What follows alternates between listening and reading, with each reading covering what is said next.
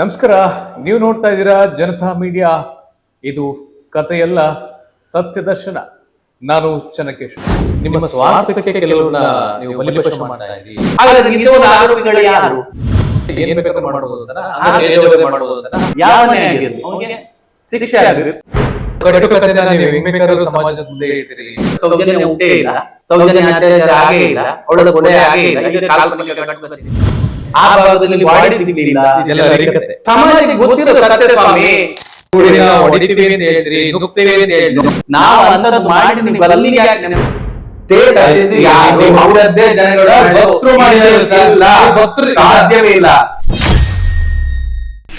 ನನ್ನ ಜೊತೆ ಇದ್ದಾರೆ ರಾಷ್ಟ್ರೀಯ ಹಿಂದೂ ಜಾಗರಣ ಅಧ್ಯಕ್ಷರು ಅನಿಲ್ ಕುಮಾರ್ ಅಂತರ್ ಅವರು. ಸರ್, ಕಾರ್ಯಕ್ರಮಕ್ಕೆ ಸ್ವಾಗತ. ಸರ್ ನಮಸ್ತೆ. ಹೇಗಿದ್ದೀರಿ ಸರ್? ಚೆನ್ನಾಗಿದ್ದೀವಿ. ಹೇಗಿದೆ 10-11 ವರ್ಷದ ನಿರಂತರ ಸೌಜನ್ಯಪರ ಹೋರಾಟ?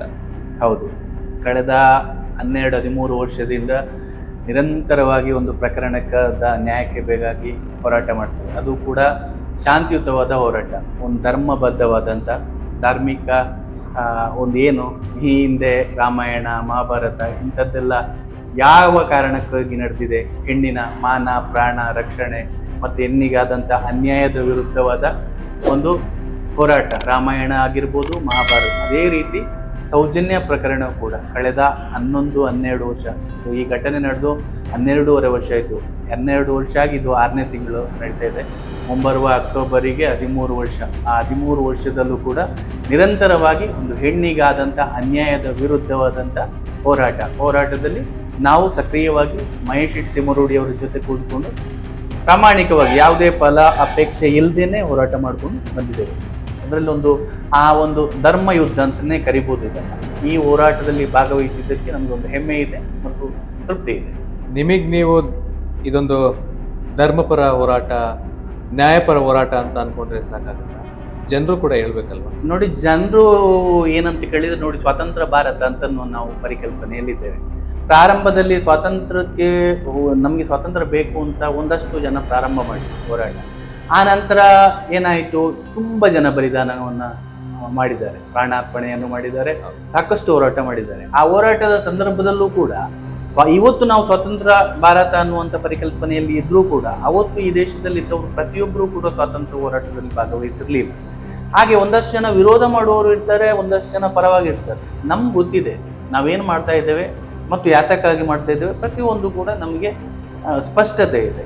ಇನ್ನೊಬ್ಬ ನಮ್ಮನ್ನು ವಿರೋಧ ಮಾಡ್ತಾನೆ ಅಥವಾ ಅವ್ರು ಯಾವ ಕಾರಣಕ್ಕೆ ವಿರೋಧ ಮಾಡ್ತಾರೆ ಅದನ್ನೆಲ್ಲ ತಲೆ ಕೆಡಿಸಿಕೊಳ್ಳುವಂಥ ಅಗತ್ಯತೆ ನಮಗಿಲ್ಲ. ನಮ್ಮ ಎಂಡ್ ಆಫ್ ದ ಡೇ ನಮಗೇನು, ಸೌಜನ್ಯ ಪ್ರಕರಣಕ್ಕೆ ನ್ಯಾಯ ಬೇಕು ಅನ್ನುವಂಥದ್ದು ಪ್ರತಿಯೊಬ್ಬ ಪ್ರಜೆಯು, ಪ್ರತಿಯೊಬ್ಬ ಮನುಕುಲದಲ್ಲಿ ಹುಟ್ಟಿದಂತಹ ಮನುಷ್ಯನೂ ಕೂಡ ಅದನ್ನು ಅಪೇಕ್ಷೆ ಪಡುವಂತಹ ವಿಚಾರ ಆಗಿದೆ. ಹಾಗಾಗಿ ಇನ್ನೊಬ್ಬ ಏನು ಹೇಳ್ತಾನೆ ಅಥವಾ ನಮ್ಮ ವಿರೋಧ ಮಾಡ್ತಾನೆ ಅದನ್ನೆಲ್ಲ ನಾವು ಅದ್ರ ಬಗ್ಗೆ ಏನು ಮಾತಾಡುವಂಥದ್ದು ಅಲ್ಲ, ಅಥವಾ ಅದರ ಬಗ್ಗೆ ತಲೆ ಕೆಡಿಸಿಕೊಳ್ಳುವಂಥ ಅಗತ್ಯವು ನಮಗೆ ಖಂಡಿತವಾಗಿ ಇಲ್ಲ. ನಮಗೆ ಒಂದು ಬಹಳ ಸ್ಪಷ್ಟತೆ ಇದೆ. ನಮಗೆ ಬೇಕಾಗಿರುವಂಥದ್ದು ಸೌಜನ್ಯ ಅತ್ಯಾಚಾರ ಕೊಲೆ ಪ್ರಕರಣ ಘಟನೆ ನಡೆದಿದೆ, ಅಲ್ಲಿ ಅತ್ಯಾಚಾರ ಆಗಿದೆ, ಕೊಲೆ ಆಗಿದೆ. ಇಲ್ಲಿಯವರೆಗೂ ಕೂಡ ಆ ಪ್ರಕರಣಕ್ಕೆ ತಾರ್ಕಿಕ ಅಂತ್ಯ ಸಿಗಲಿಲ್ಲ. ನಿಜವಾದ ಅತ್ಯಾಚಾರಿಗಳಿಗೆ ಶಿಕ್ಷೆ ಆಗಲಿ, ಅದು ಆಗಬೇಕು. ನಿತ್ಯವಾದ ಅತ್ಯಾಚಾರಿಗಳು ಮತ್ತು ಅವರನ್ನು ರಕ್ಷಣೆ ಮಾಡಿದಂಥ ಯಾವನೇ ಆಗಿರಲಿ ಅವನಿಗೆ ಶಿಕ್ಷೆ ಆಗಬೇಕು. ಇದು ನಮ್ಮ ಉದ್ದೇಶ. ಅಲ್ಲ, ಖಂಡಿತವಾಗ್ಲೂ ನೀವು ಸೌಜನ್ಯಗೆ ನ್ಯಾಯ ಕೊಡಿಸ್ಬೇಕು ಅನ್ನೋ ದೃಷ್ಟಿಯಲ್ಲಿ ಹೋರಾಟ ಏನು ಮಾಡ್ತಾ ಇದ್ದೀರಿ ಅಂತ ತಾವು ಹೇಳ್ತಾ ಇದ್ದೀರಿ. ಎಲ್ಲೋ ಒಂದು ಕಡೆ ನಿಮ್ಮ ಸ್ವಾರ್ಥಕ್ಕೆ ಕೆಲವ್ರನ್ನ ನೀವು ಬಲಿಪಶು ಮಾಡ್ತಾ ಇದ್ದೀರಿ, ಕೆಲವೊಂದು ಕುಟುಂಬಗಳನ್ನ ನೀವು ಇಲ್ಲಿ ಟಾರ್ಗೆಟ್ ಮಾಡ್ತಾ ಇದ್ದೀರಿ ಅಂತ ಕೆಲವರು ಅದನ್ನ ಬಹಳಷ್ಟು ಸೋಷಿಯಲ್ ಮೀಡಿಯಾದಲ್ಲಿ ಚರ್ಚೆ ಅಂದ್ರೆ ಪ್ರಶ್ನೆ ಮಾಡ್ತಾ ಇದ್ದಾರೆ. ನೋಡಿ, ನಾವು ಏನು ಮಾಡೋದಕ್ಕಾಗೋದಿಲ್ಲ. ವ್ಯಕ್ತಿ ಅಂದ್ರೆ ಏನು ಮಾಡೋಕ್ಕಾಗೋದಿಲ್ಲ ಅಂತಂದ್ರೆ ಏನ್ ಬೇಕಾದ್ರೂ ಮಾಡ್ಬೋದು ಅಂತಾನ, ತೇಜೋವಧೆ ಮಾಡ್ಬೋದು ಅಂತಾನ? ಇಲ್ಲ, ಬಂದಂಗೆ ನಡ್ಕೋಬೋದ? ನೀವು ತಪ್ಪು ತಿಳ್ಕೊಂಡಿದ್ದೀರಿ. ನಾವೇನು ಗೊತ್ತಾ, ಇದು ಇಡೀ ಈ ಬೆಳ್ತಂಗಡಿ ತಾಲೂಕಿನ ಜನತೆಗೆ ಗೊತ್ತಿದೆ. ಅಲ್ಲೇನಾಗಿದೆ, ಆ ಹಿಂದೆ ಏನಾಗ್ತಿತ್ತು, ಈಗ ಯಾವ ರೀತಿ ಬಂದಿದೆ, ಮತ್ತು ಮಾಡಿದವ್ರು ಯಾರು, ಇಡೀ ವ್ಯವಸ್ಥೆಯನ್ನ ಕಪಿಮುಷ್ಟಿಯಲ್ಲಿ ಇಟ್ಕೊಂಡವ್ರು ಯಾರು, ಅತ್ಯಾಚಾರಿಗಳನ್ನ ರಕ್ಷಣೆ ಮಾಡಿದವ್ರು ಯಾರು, ಅತ್ಯಾಚಾರಿಗಳಿಗೆ ಬೆಂಬಲ ಕೊಟ್ಟವ್ರು ಯಾರು, ಯಾರ ಅತ್ಯಾಚಾರ ಇಡೀ ಜಗತ್ತಿಗೂ ಗೊತ್ತಿದೆ. ಸರ್, ನಾವು ಹೇಳ್ಬೇಕಾಗಿ ಅನಾವಶ್ಯಕವಾಗಿ ಟಾರ್ಗೆಟ್ ಮಾಡ್ತಾ ಇದ್ರೆ ಅವ್ರು ಸೇಫ್ ಮಾಡ್ಕೊಳ್ದೆ ಇನ್ನೇನು ನೀವ್ ಹೇಳ್ದಂಗೆಲ್ಲ ಕೇಳಕ್ಕಾಗತ್ತಾ? ನೋಡಿ, ಟಾರ್ಗೆಟ್ ಅಂತ ಯಾರು ಮಾಡ್ತಾ ಇಲ್ಲ, ಟಾರ್ಗೆಟ್ ಮಾಡುವ ಅಗತ್ಯತೆಯೂ ಇಲ್ಲ. ನಾವು ಹೇಳುವಂಥದ್ದೇನು, ಅಲ್ಲೊಂದಷ್ಟು ದೊಡ್ಡ ಪ್ರಕರಣ ನಡೆದಿದೆ. ಈ ಒಂದು ಕೇವಲ ಸೌಜನ್ಯ ಅತ್ಯಾಚಾರ ಕೊಲೆ ಪ್ರಕರಣ ಒಂದೇ ಅಲ್ಲ, ಅದರ 20 ದಿನದ ಹಿಂದೆ ನಾರಾಯಣ ಸಪಲ್ಯ ಮತ್ತು ಯಮುನಾ ಅನ್ನುವಂತ ಸಹೋದರ ಮತ್ತು ಸಹೋದರಿ ಆನೆ ಮಾವುತರು ಅವರ ಜೋಡಿ ಕೊಲೆ ಆಗಿದೆ. ಇವತ್ತಿಗೂ ಕೂಡ ಆ ಪ್ರಕರಣ ರಿಪೋರ್ಟ್ ಇದೆ. ಯಾರು ಆರೋಪಿಗಳು ಅನ್ನುವಂಥದ್ದಿಲ್ಲ. ಅದು ಯಾವುದು ಆ ಕ್ಷೇತ್ರ ಇದೆಯಲ್ಲ, ಅದು ಪುಣ್ಯ ಕ್ಷೇತ್ರ. ಇಡೀ ದೇಶದಲ್ಲೇ ಆ ಕ್ಷೇತ್ರಕ್ಕೆ ದೊಡ್ಡದಾದಂಥ ಹೆಸರಿದೆ, ಘನತೆ ಇದೆ, ಗೌರವ ಇದೆ. ಪ್ರತಿಯೊಬ್ಬರು ಆ ಮಂಜುನಾಥನನ್ನ ಮತ್ತು ಅಣ್ಣಪ್ಪ ಸ್ವಾಮಿಯನ್ನ ಆರಾಧನೆ ಮಾಡುವಂತ ಪುಣ್ಯ ಸ್ಥಳ, ಸನಾತನ ಹಿಂದೂ ಧರ್ಮದ ಒಂದು ಆಸ್ತಿಕ ವರ್ಗದ ಒಂದು ಪುಣ್ಯ ಸ್ಥಳ. ಆ ಪುಣ್ಯ ಸ್ಥಳದ ಸುತ್ತಮುತ್ತ ಇಷ್ಟು ದೊಡ್ಡ ಘಟನೆಗಳು ನಡೀತಾ ಇದೆ. ಇದು ಯಾಕಾಗಿ ನಡೀತಾ ಇದೆ? ಇದು ಪ್ರಶ್ನೆ ಇರುವಂತದ್ದು. ಇಲ್ಲಿ ಸಾಧಾರಣ ಒಂದು 45 ಈ ವರ್ಷದಿಂದ 1978-79 ಪದ್ಮಲತಾ ಅನ್ನುವಂಥ ವೇದವಲ್ಲಿ ಅರಳೆ ಅನ್ನುವಂಥ ಒಂದು ಮಹಿಳೆಯ ಕೊಲೆ ಆಗ್ತದೆ. ಯಾವ ಕಾರಣಕ್ಕಾಗಿದೆ ಇಡೀ ಜಗತ್ತಿಗೆ ಗೊತ್ತಿದೆ, ಜನತೆಗೆ ಊರ್ ಸುತ್ತ ಆಗುವಂತ ಕೊಲೆಗಳಿಗೆಲ್ಲ ಅವ್ರನ್ನೇ ಕಾರಣ ಮಾಡಕ್ಕಾಗ್ತದ? ನೋಡಿ, ಇಡೀ ಸಮಾಜಕ್ಕೆ ಗೊತ್ತಿರುವಂತ ಸತ್ಯ ಏನಾಗಿದೆ, ಏನು ಹೋಗಿದೆ ಅನ್ನುವಂಥದ್ದು ಇಡೀ ಜಗತ್ತಿಗೆ ಗೊತ್ತಿರುವ ನೀವು ಕಟ್ಟುಕತೆನ ನೀವು ಹೆಂಗ್ ಬೇಕಾದ್ರೂ ಸಮಾಜದ ಮುಂದೆ ಇಡ್ತೀರಿ, ಬಣ್ಣಿಸ್ತೀರಿ, ನಿಮಗೆ ಬೇಕಾದಂಗೆ ತಿರುಗಿಸ್ತೀರಿ. ನೀವು ಹೇಳಿದ್ದನ್ನೆಲ್ಲ ನೋಡಿ ಮಾಡಿದ್ದನ್ನೆಲ್ಲ ಜನ ನಂಬೇಕಾ? ಈಗ ನಂಬಿಟ್ಟಿದ್ದಾರೆ. ನೀವೇನ್ ಹೇಳ್ಕೊಂಡ್ ಬರ್ತಾ ಇದೀರಿ ಅದನ್ನೆಲ್ಲವನ್ನ ಜನ ನಂಬಿಟ್ಟಿದ್ದಾರೆ. ಇವತ್ತಂತ ಪರಿಸ್ಥಿತಿನ ನಿರ್ಮಾಣ ಮಾಡ್ತಾ ಇದ್ದಾರೆ. ನಾನ್ ಕೇಳುವಂತದ್ದು, ಸೌಜನ್ಯವನ ಅನ್ನುವಂತ ಒಂದು ಹೆಣ್ಣು ಮಗುವಿಗೆ ಅತ್ಯಾಚಾರ ಆಗಿಲ್ವಾ? ಅಲ್ಲ, ಅತ್ಯಾಚಾರ ಆಗಿದೆ. ಯಾರ ಹತ್ರ ಕೇಳ್ಬೇಕು ಸರ್? ನಾವು ಯಾರ ಹತ್ರ ಕೇಳ್ಬೇಕು? ಕಾನೂನು ನಾವು ಕೇಳುವ ಸಂಬಂಧಪಟ್ಟ ಇಲಾಖೆಗಳು ಸರಿಯಾದ ರೀತಿಯ ಸಮರ್ಪಕವಾದ ತನಿಖೆ ಮಾಡಿ ತಾರ್ಕಿಕ ಅಂತ್ಯ, ಒಂದು ನ್ಯಾಯ ಅಂತ ಕೊಡಿಸ್ತಿದ್ರೆ ಇವತ್ತು ಈ ಹೋರಾಟಗಳ ಅಗತ್ಯ ಇತ್ತ? ಅಂದ್ರೆ ನ್ಯಾಯಾಲಯ ಕೇಳ್ತಾ ಇಲ್ಲ, ಕಾನೂನು ಕಾರ್ಯಾಂಗ ಕೇಳ್ತಾ ಇಲ್ಲ ಅಂತ ಅನ್ಬಿಟ್ಟು ನೀವು ಒಬ್ರನ್ನ ತೇಜೋವಧೆ ಮಾಡಿ? ಒಬ್ರನ್ನ ತೇಜೋವಧೆ ಯಾರು ಮಾಡ್ತಾ ಇಲ್ಲ. ಸೌಜನ್ಯ ಹೋರಾಟದಲ್ಲಿ ಯಾರನ್ನು ತೇಜೋವಧೆ ಮಾಡ, ಆದ್ರೆ ಸಂಬಂಧಪಟ್ಟ ವ್ಯಕ್ತಿಗಳು, ಆ ಕ್ಷೇತ್ರದಲ್ಲಿ ಇರತಕ್ಕಂತ ಒಬ್ಬ ಜವಾಬ್ದಾರಿಯುತ ವ್ಯಕ್ತಿ ಅಲ್ಲಿ ನಿಂತು ನ್ಯಾಯ ಒದಗಿಸ್ಲಿಲ್ಲ ಅನ್ನುವಂಥದ್ದನ್ನ ಹೇಳ್ತಾ ಇದ್ದಾರೆ. ಇದು ನಿಮ್ಮ ಕಚೇರಿ ಸರ್. ಹೌದು, ನಿಮ್ಮ ಕಚೇರಿ ಸುತ್ತಮುತ್ತ ಏನೇ ನಡೆದ್ರು ಅದಕ್ಕೆ ನೀವು ಜವಾಬ್ದಾರಿ ತಗೊಳ್ತೀರಾ ಸರ್? ಖಂಡಿತ ತಗೊಳ್ಬೇಕಾಗ್ತದೆ. ಈ ಕಚೇರಿ ಅಂತದ್ದು ಬಂದ ಮೇಲೆ ಅದನ್ನ ಜವಾಬ್ದಾರಿ ತಗೊಳ್ಬೇಕಾಗ್ತದೆ. ನಿಮ್ ಕಚೇರಿ ಸುತ್ತಮುತ್ತ ಏನೇ ನಡೆದ್ರು ಅದಕ್ಕೆ ನಿಮ್ಮನ್ನ ಹೊಣೆ ಮಾಡಕ್ಕಾಗ್ತದ? ನೋಡಿ ಮಾಡಿದ್ರಿ ಅಂತ ಹೇಳಕ್ಕಾಗ್ತದ? ನೋಡಿ, ಅಲ್ಲಿ ಪ್ರತಿಯೊಬ್ಬರಿಗೂ ಗೊತ್ತಿದೆ. ಧರ್ಮಸ್ಥಳ ಗ್ರಾಮದಲ್ಲಿ ಏನೇನಾಗಿದೆ, ಏನೇನ್ ನಡೆದಿದೆ, ಪ್ರತಿಯೊಂದು ವಿಚಾರವೂ ಅಲ್ಲಿನ ಜನತೆಗಳು ಗೊತ್ತಿದೆ. ಏನ್ ನಡೆದಿದೆ, ಯಾವ ಕಾರಣಕ್ಕಾಗಿದೆ. ಹಾಗಾದ್ರೆ ನಾನು ಕೇಳ್ತಾ ಇರುವಂತದ್ದು, ಅಲ್ಲಿ ಯಾರು ನಾರಾಯಣ ಸಪಲ್ಯ ಮತ್ತು ಯಮುನಾ ಅನ್ನುವಂತಹ ಎರಡು ಜೋಡಿ ಕೊಲೆ ಆಗ್ತದಲ್ಲ, ಅಲ್ಲಿ ಇವತ್ತು ಏನ್ ನಡೀತಾ ಇದೆ? ಅಲ್ಲಿ ಖಾಲಿ ಜಾಗ ಇದೆ. ಅದು ಇವತ್ತಿಗೂ ಕೂಡ ಸರ್ಕಾರಿ ಜಾಗದಲ್ಲಿ, ಸರ್ಕಾರಿ ದಾಖಲೆಯಲ್ಲಿ ಇವತ್ತು ಕೂಡ ಸರ್ಕಾರಿ ಅಂದ್ರೆ ಅಲ್ಲಿ ಅಯೋಧ್ಯ ಆತಿಥ್ಯ ಅಂತ ಅನ್ನುವಂತ ಹೋಟೆಲ್ ಇದೆ. ಅದು ಯಾರು ಮಾಡಿದ್ದು? ಹಾಗಾದ್ರೆ ಬಾಕಿಯವರಿಗೆ ಒಂದು ನ್ಯಾಯ, ಇನ್ನೊಬ್ರಿಗೆ ಒಂದು ಸೇಲ್ ಮಾಡಿರ್ಬೋದಲ್ಲ. ಏನ್ ಸೇಲ್ ಮಾಡಿ, ಎಲ್ಲಿ ಮಾಡಿ? ಇವತ್ತಿಗೂ ನೋಡಿ, ಇವತ್ತಿಗೂ ಸರ್ಕಾರಿ ದಾಖಲೆಗಳಲ್ಲಿ ಇವತ್ತಿಗೂ ಕೂಡ ಆ ಜಾಗ ಸರ್ಕಾರಿ ಅಂತಲೇ ಇದೆ. ಆದ್ರೆ ಅಲ್ಲಿ ಇರುವಂತದ್ದು ಈಗ ಅಯೋಧ್ಯ ಆತಿಥ್ಯ, ಅದು ಯಾರ ಆಡಳಿತದಲ್ಲಿದೆ? ಈಗ ನಿಮ್ಮ ಜಾಗನ ನೀವು ನನಗೆ ಮಾರಿದ್ರೆ ಯಾರು ಮಾರಿದ್ದು? ಅವ್ರು ಇವತ್ತು ಕೂಡ ಫೈಟ್ ಮಾಡ್ತಾ ಇದಾರಲ್ಲ, ಆ ಜಾಗ ನಮ್ಗೆ ಬೇಕು ಅಂತ. ಯಾರು ಮಾಡಿದ್ದು? ಅಲ್ಲ, ಯಾರು ತೀರ್ಕೊಂಡಿದ್ದಾರೆ ಅವ್ರು ಮಾಡಿರ್ಬೋದಲ್ಲ? ಇಲ್ಲ ರೀ, ಮಾಡಿಲ್ಲ. ಅವರ ಹೆಂಡತಿ ಅವರು ಸುಂದರಿ ಅವರು ಹೇಳಿದ್ದಾರೆ, ಬಹಳ ಸ್ಪಷ್ಟವಾಗಿ ಹೇಳಿದ್ದಾರೆ, ನನ್ನ ಗಂಡನನ್ನು ಮತ್ತು ನನ್ನ ಗಂಡನ ತಂಗಿಯನ್ನ ಕೊಂದವರು ಯಾರು ಅನ್ನುವಂಥದ್ದನ್ನ ಬಹಳ ಸ್ಪಷ್ಟವಾಗಿ ಕಂಪ್ಲೇಂಟ್ ಮಾಡಿದ್ದಾರೆ. ಕಂಪ್ಲೇಂಟ್ ತಗೊಳ್ಳೋಕೆ ತಯಾರಿಲ್ಲ. ನಿಮ್ಗೆ ಇನ್ನೊಂದು ತಮ್ಮ ಗಮನಕ್ಕೆ ತರಕ್ ಬಯಸ್ತೀನಿ. ತಮ್ಗೆ ಸಮಾಜದಲ್ಲಿ ತಾವು ಬಹಳಷ್ಟು ಹೋರಾಟ ಎಲ್ಲವನ್ನ ಮಾಡ್ಕೊಂಡು ಬರ್ತಾ ಇದ್ದೀವಿ. ಇವತ್ತು ಒಂದೊಂದು ಜಮೀನು ಅಥವಾ ಸೈಟ್ಗಳು ಫೋರ್ಜರಿ ಆಗ್ತವೆ. ಒಬ್ರು ಇಬ್ರಿಗೆಲ್ಲ 16 ಜನಕ್ಕೆ ಮಾರೋದನ್ನ ತಾವು ನೋಡಿರ್ತೀರಿ, ಕೇಳಿರ್ತೀರಿ ಅಲ್ವಾ ಸರ್? ಆತರ ಯಾರೋ ಮಾಡ್ಕೊಂಡು ಇವ್ರಿಗೆ ಮಾರಿರ್ಬೋದಲ್ಲ? ಯಾರು ಮಾಡಿದ್ದು? ಇಲ್ಲ, ಸರ್ಕಾರಿ ದಾಖಲೆಗಳಿದೆ. ನೀವು ತಪ್ಪು ತಿಳ್ಕೊಂಡಿದ್ದೀರಾ. ಅದು ಇವತ್ತಿಗೂ ಸರ್ಕಾರದ ಸ್ವತ್ತು ಅಂತಲೇ ಇದೆ ಆ ಜಾಗ. ಅದಲ್ಲಿ ಹೇಗೆ ಆಗ್ತದೆ? ಒಂದು ಡಾಕ್ಯುಮೆಂಟ್ ಚೇಂಜ್ ಆಗಿದೆಯಾ? ಆಗ್ಲಿಲ್ಲ. ಅದು ಇವತ್ತಿಗೂ ಕೂಡ ಅದು ಫೋರ್ಜರಿ ಯಾರು ಮಾಡಿರೋದು? ಯಾತಕ್ಕೋಸ್ಕರ ಮಾಡಿರೋದು? ಓಕೆ, ಅಂದ್ರೆ ಈಗ ನಿಮ್ಗೆ ನಾರಾಯಣ ಯಮುನಾ ಅವರ ಜಾಗದ ಮೇಲೆ ತಮ್ಮ ಒಂದು ಆಕ್ಷೇಪ ಇದೆ? ಹೌದು. ಓಕೆ, ಖಂಡಿತವಾಗಿ ಇದೆ. ಅದ್ರ ಜೊತೆಗೆ ಅಲ್ಲೊಂದು ಕಲ್ಲೇರಿ ಅನ್ನುವಂತ ಒಂದು ಪೆಟ್ರೋಲ್ ಪಂಪ್ ಇದೆ. ಅದು ಅರಣ್ಯ ಇಲಾಖೆಗೆ ಸಂಬಂಧಪಟ್ಟದ್ದು. ಅದು ಯಾರ ಹೆಸರಲ್ಲಿದೆ? ಅದರ ಪಕ್ಕದಲ್ಲೇ ಒಂದು 50 ಮೀಟರ್ ಗ್ಯಾಪ್ ಅಲ್ಲಿ ಒಂದು ಜಲ್ಲಿ ಕ್ರೆಷರ್ ಇದೆ. ಅದು ಯಾರ ಹೆಸರಲ್ಲಿ ಇದೆ? ಹಾಗಾದ್ರೆ ಅದು ಜಾಗ ಯಾವ ಜಾಗ? ಅರಣ್ಯ ಇಲಾಖೆಯ ಜಾಗ. ಅದನ್ನ ಯಾರೂ ಪ್ರಶ್ನೆ ಮಾಡ್ತಾ ಇಲ್ಲ. ಒಂದಷ್ಟು ಲಾಡ್ಜ್ಗಳು, ನಮ್ಗೆ ಮಾಹಿತಿ ಪ್ರಕಾರ ಒಂದಷ್ಟು ಲಾಡ್ಜ್ಗಳು ಸರ್ಕಾರಿ ಜಮೀನಿನಲ್ಲಿ ಇದೆ ಅಂತ ಮಾಹಿತಿ ಇದೆ. ಅದನ್ನ ಯಾರು ಮಾಡ್ತಿರುವಂತದ್ದು? ನಾವು ನೇರವಾಗಿ ಹೇಳ್ಬೋದು, ಆದ್ರೆ ಕೋರ್ಟಿನ ಆದೇಶದ ಪ್ರಕಾರ ನಾವು ಮಾತಾಡುವಾಗಿಲ್ಲ. ಆ ಕೋರ್ಟಿನ ಆದೇಶಕ್ಕೆ ಗೌರವ ಕೊಟ್ಟು ನಾವು ಮಾತಾಡ್ತಾ ಇದ್ದೇವೆ. ನಾವು ಯಾರನ್ನು ದೂಷಣೆ ಮಾಡಲಿಕ್ಕೆ ಆಗುವುದಿಲ್ಲ. ಇಲ್ಲದಿದ್ರೆ ಬೇಕಾದ ದಾಖಲೆಗಳನ್ನು ನಿಮಗೆ ಒದಗಿಸಬಹುದು. ನನ್ಗೆ ಇನ್ನೊಂದು ಬಹಳಷ್ಟು ಜನ ಕೇಳ್ತಾ ಇರೋದು ತಮ್ಮನ್ನ ಪ್ರಶ್ನೆ, ಇದು ಯಾವುದು ನನ್ನ ಪ್ರಶ್ನೆ ಅಲ್ಲ, ಖಂಡಿತ. ಸಾರ್ವಜನಿಕರು ತಮಗೆ ಪ್ರಶ್ನೆ ಮಾಡ್ತಾ ಇದ್ದಾರೆ. ಸುಮ್ಮನೆ ಒಂದು ಕುಟುಂಬವನ್ನ, ಒಂದು ಕ್ಷೇತ್ರವನ್ನ, ನಮ್ಮ ಧರ್ಮವನ್ನ ನೀವು ಈ ರೀತಿಯಲ್ಲಿ ರಸ್ತೆಯಲ್ಲಿ ಒಂದು ಅಪಪ್ರಚಾರ ಮಾಡ್ಕೊಂಡು ಹಾಳು ಮಾಡ್ತಾ ಇದ್ದೀರಿ, ಇದು ಒಳ್ಳೇದಲ್ಲ ಅನ್ನೋದು ಎಲ್ಲರ ಒಂದು ಅಭಿಪ್ರಾಯ. ನೋಡಿ, ಕ್ಷೇತ್ರದ ವಿರುದ್ಧ ಸೌಜನ್ಯ ಹೋರಾಟಗಾರರು ಯಾರೂ ಇಲ್ಲ.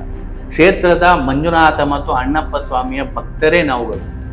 ಪ್ರತಿನಿತ್ಯ ಬೆಳಗ್ಗೆ ಎದ್ದು ಮಂಜುನಾಥನಿಗೆ ಪ್ರಾರ್ಥನೆ ಮಾಡಿ, ಅಣ್ಣಪ್ಪ ಸ್ವಾಮಿ ಪ್ರಾರ್ಥನೆ ಮಾಡಿಯೇ ನಾವು ನಮ್ಮ ಕೆಲಸಗಳನ್ನು ಮಾಡುವಂಥದ್ದು. ನಾವು ಕ್ಷೇತ್ರದ ಪಾವಿತ್ರ್ಯತೆಯನ್ನ ಹಾಳು ಮಾಡಿದಂತ ವ್ಯಕ್ತಿಗಳ ವಿರುದ್ಧ, ಕ್ಷೇತ್ರದ ಪಾವಿತ್ರ್ಯತೆ ಇನ್ನಷ್ಟು ವೃದ್ಧಿಯಾಗಬೇಕು, ಅಥವಾ ಅಲ್ಲಿ ಬಂದಂತ ಪ್ರತಿಯೊಬ್ಬ ಹಿಂದೂ ಕೂಡ ಅಲ್ಲಿರತಕ್ಕಂಥ ಮಂಜುನಾಥನ ದರ್ಶನ ಆಗ್ಬೇಕು, ಅಲ್ಲಿರತಕ್ಕಂಥ ನ್ಯಾಯ ದೇವತೆಯ ಅಣ್ಣಪ್ಪನ ಆಶೀರ್ವಾದ ಸಿಗಬೇಕು ಅನ್ನೋಂಥ ಉದ್ದೇಶ. ನೋಡಿ, ಎಲ್ಲವನ್ನ ಹೇಳ್ತೀರಾ, ಸುಪ್ರೀಂ ಕೋರ್ಟೇ ಒಂದು ಅಭಿಪ್ರಾಯ ಪಟ್ಟಿದೆ, ಹಿಂದೂ ಧರ್ಮದ ದೇವಸ್ಥಾನಗಳಲ್ಲಿ ಅನ್ಯ ಧರ್ಮೀಯರ ಆಡಳಿತ ಮಾಡುವಂಗಿಲ್ಲ, ವ್ಯವಸ್ಥಾಪನಾ ಸಮಿತಿಯಲ್ಲೂ ಕೂಡ ಭಾಗವಹಿಸುವಂತಿಲ್ಲ ಅಂತ ಆದೇಶವನ್ನು ಕೊಟ್ಟಿದೆ.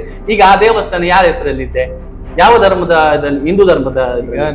ನಿಮ್ಮ ಹೆಸರಲ್ಲಿ ಯಾವುದೋ ಒಂದು ಧಾರ್ಮಿಕ ಮುಖಂಡರಾಗಿದ್ದ ಅವುಗಳೆಲ್ಲ ಒಂದು ದೇವಸ್ಥಾನ ನಿರ್ಮಾಣ ಮಾಡ್ತೇವೆ. ಹೌದು, ಅದು ತುಂಬಾ ದೊಡ್ಡ ಮಟ್ಟದಲ್ಲಿ ಬೆಳೆಯುತ್ತೆ. ಹೌದು. ಈಗ ನೀವು ನಿಮ್ಮ ಹೆಸರಲ್ಲಿ ಮಾಡ್ಕೊಳ್ದೆ ಇನ್ನೇನು ಬೇರೆಯವ್ರ ಹೆಸರಲ್ಲಿ ಮಾಡ್ತೀರಾ? ಸ್ವಾಮಿ, ನಾವು ಹೇಳ್ತು ನಮ್ಮ ಹೆಸರಲ್ಲಿ ನಾವು ಮಾಡ್ಕೊಂಡದ್ದಲ್ಲ. ನಾವು ಹಿಂದೂಗಳು, ಹಿಂದೂ ಧರ್ಮ ಎಲ್ಲರೂ ಹಿಂದೂಗಳು ಇರ್ತಾನೆ. ಅವರು ಯಾರು ಹೇಳ್ತಾರೆ? ಈ ಸರ್ಕಾರಿ ದಾಖಲೆಗಳು ಏನಿದೆ?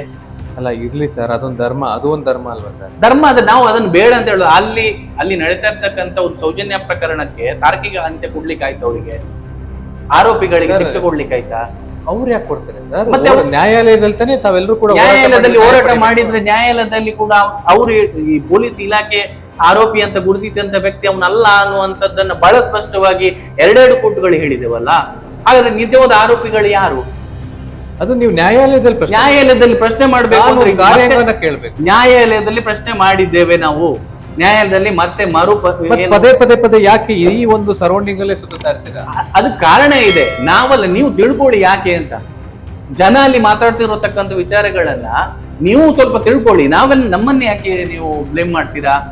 ನಿಮಗೂ ಪ್ರಜಾಪ್ರಭುತ್ವ ವ್ಯವಸ್ಥೆಯಲ್ಲಿ ನಾನೊಂದು ಹೇಳುದು ಕೇಳಿ, ನ್ಯಾಯಾಂಗ, ಕಾರ್ಯಾಂಗ ಮತ್ತು ಶಾಸಕಾಂಗದ ಜೊತೆಗೆ ಪತ್ರಿಕಾ ಒಂದು ರಂಗವೂ ಕೂಡ ಇದೆ. ಅದ್ರದ್ದು ಕರ್ತವ್ಯವನ್ನು ಮಾಡ್ಬೇಕಲ್ಲ, ಯಾಕೆ ಮಾಡ್ತಾ ಇಲ್ಲ? ಖಂಡಿತ ಎಲ್ರು ಮಾಡ್ತಾ ಇದಾರೆ. ನಿಮ್ಮ ಪರವಾಗಿ ಮಾಡೋರು ಮಾತ್ರ ನಿಮ್ಗೆ ಎಲ್ರು ಒಳ್ಳೆಯವರು. ಖಂಡಿತ ನಿಮ್ಮನ್ನ ಪ್ರಶ್ನೆ ಮಾಡ್ಬಿಟ್ರೆ ಪತ್ರಿಕಾ ರಂಗ ಸರಿ ಇಲ್ಲ, ಅವನೊಬ್ಬ ಕಾಮಾಂಧಕ್ಕೆ ಸಪೋರ್ಟ್ ಮಾಡೋನು ಅಂತೇಳಿ ಖಂಡಿತ ನಿಮ್ಮ ಅಭಿಪ್ರಾಯ ತಪ್ಪಂತ ಹೇಳಿ, ನಮ್ಗೇನಿಲ್ಲ. ನಾವು ತಪ್ಪು ಮಾಡಿದ್ರೆ ತಪ್ಪಂತ ಹೇಳಿ, ಆದ್ರೆ ನೀವು ಯಾಕೆ ಅದನ್ನ ಪ್ರಶ್ನೆ ಮಾಡ್ತಾ ಇಲ್ಲ ಅಂತ ನಾವು ಕೇಳುದು. ನಿಮ್ಗೆಲ್ಲ ಸತ್ಯ ಗೊತ್ತಿದೆ, ಎಲ್ಲರಿಗೂ ಗೊತ್ತಿದೆ, ಜಗತ್ತಿಗೆ ಕಾಣುವಂತ ಸತ್ಯ ಇದೆ. ಅಲ್ಲಿ ಆ ದಿನ ಮಳೆ ಬಂದಿದೆ, ಸಿಕ್ಕಾಪಟ್ಟೆ ಮಳೆ ಬಂದಿದೆ. ಮರುದಿನ ಆ ಒಂದು ಹಳ್ಳ ಇದೆ, ಅದರಲ್ಲಷ್ಟು ನೀರು ಹರಿತಾ ಇರುತ್ತೆ. ಆ ನೀರು ಹರಿಯುವಂತ ಸಂದರ್ಭದಲ್ಲಿ ಹೋಗ್ಲಿಕ್ಕೆ ಆಗುದಿಲ್ಲ. ಆ ನಂತರ ಅಲ್ಲಿ ಹುಡುಕಾಡಿದ್ದಾರೆ, ಆ ಭಾಗದಲ್ಲಿ ಬಾಡಿ ಸಿಗ್ಲಿಲ್ಲ. ಇದೆಲ್ಲ ಅರಿಕತೆ ಸಮಾಜಕ್ಕೆ ಗೊತ್ತಿರೋ ಸತ್ಯ ಸ್ವಾಮಿ. ಏನಿದೆ? ಕೋರ್ಟ್ ಕೂಡ ಇದು ಯಾರು ಇಲಾಖೆ ಕೂಡ ಒಪ್ಕೊಂಡಿದಲ್ಲ. 2012ರಲ್ಲಿ ಅಲ್ಲಿ ಸಿಸಿ ಕ್ಯಾಮೆರಾ ಇತ್ತು. ಇನ್ವೆಸ್ಟಿಗೇಷನ್ ಆಫೀಸರ್ ಹೇಳಿದ್ದಾರೆ. ಅವ್ರು ಮಳೆ ಬಂದ ಕಾರಣ ಅಲ್ಲಿ ಅವ್ರು ಹೇಳಿದ ಡಾಗ್ ಸ್ಪಾಟ್ ಬಂದಿತ್ತು, ಬೆರಳಚ್ಚಿಂದವ್ರು ಬಂದಿದ್ದು, ಅಲ್ಲಿ ವಿಪರೀತ ಮಳೆ ಬಂದಿತ್ತು ಅಂತ ಅವರೇ ದಾಖಲೆ ಮಾಡಿದ್ದಾರಲ್ಲ ಸರ್. ಮಳೆ ಬಂದಿತ್ತು ಅನ್ನೋದನ್ನ ದಾಖಲೆಯಲ್ಲಿ ಉಲ್ಲೇಖ ಮಾಡಿದ್ರು. ಹೌದು. ಅಲ್ಲಿ ಕೊಲೆ ಆಗಿ ಸೌಜನ್ಯ ಹೆಣ್ಮಗಳನ್ನ ಅಲ್ಲಿ ಹಾಕಿದ್ರು ಅಂತಾನು ಉಲ್ಲೇಖ ಇದೆ. ಅವ್ರ ಮೇಲೆ ರೇಪ್ ಆಗಿದೆ ಅಂತಾನು ಇದೆ. ಹೌದು. ಆದ್ರೆ ನೀವು ಯಾರು ಮಾಡಿರೋದನ್ನ ಯಾರ್ಯಾರ ಮೇಲೆ ಯಾರು ನೋಡಿ, ಇಂದಿನ ಘಟನೆಗಳು ಒಂದಿಗೆ ಸಾಮ್ಯತೆ ಇದೆ. ಅಲ್ಲಿರತಕ್ಕಂತ ಒಂದಷ್ಟು ವಿಚಾರಗಳು, ಈ ಪದ್ಮಲತಾ ಅನ್ನುವಂತ ಅತ್ಯಾಚಾರ ಕೊಲೆ ಸುಮಾರು 45-50 ದಿನ ನಿರಂತರವಾಗಿ ಅವಳನ್ನ ಕಿಡ್ನಾಪ್ ಮಾಡಿ ಅತ್ಯಾಚಾರ ಮಾಡಿ ಕೊಲೆ ಮಾಡಿದ್ದು. ಅವತ್ತಿಗೂ ಕೂಡ ಯಾರು ಮಾಡಿದ್ದು ಅಂತ ಹೋರಾಟ ನಡೆದಿದೆ. ಆದ್ರೆ ಕಡೆಗೆ ಅವ್ರ ತಂದೆ ಮೇಲೆ ಹಾಕುವಂತ ಕೆಲಸವನ್ನ ಮಾಡ್ತಾರೆ. ಯಾರು ಮಾಡಿದ್ದು? ಇವತ್ತು 13 ವರ್ಷಗಳಿಂದ ಇಡೀ ಭಾರತ ದೇಶದಲ್ಲಿ 13 ವರ್ಷ ನಿರಂತರ ಒಂದು ಹೆಣ್ಣು ಮಗುವಿನ ಅತ್ಯಾಚಾರ ಕೊಲೆ ಪ್ರಕರಣದ ನ್ಯಾಯಕ್ಕೋಸ್ಕರ ಹೋರಾಟ ಮಾಡುವಂತ ದುಸ್ಥಿತಿ ಬಂದಿದೆ ಅಂತ ಕಾರಣ ಯಾರು? ಸೌಜನ್ಯ ಒಂದು ಹೆಣ್ಮಗಳನ್ನ ರೇಪ್ ಅಂಡ್ ಮರ್ಡರ್ ಮಾಡಿ ಕೊಲೆ ಮಾಡಿರೋದು ಖಂಡಿತವಾಗ್ಲೂ ಸಮಾಜ ಅದನ್ನ ಒಪ್ಕೊಳ್ಳೋದಿಲ್ಲ, ಸಹಿಸೋದಿಲ್ಲ. ಹೌದು. ಇದನ್ನ ಪ್ರತಿಯೊಬ್ರು ಕೂಡ ವಿರೋಧ ಮಾಡ್ತಾರೆ. ಹೌದು. ಆದ್ರೆ ಅವಳ ಆತ್ಮಕ್ಕೆ ನೀವು ಇವತ್ತು ಒಂದು ರೀತಿ ನೋವು ಮಾಡ್ತಾ ಇದ್ದೀರಿ.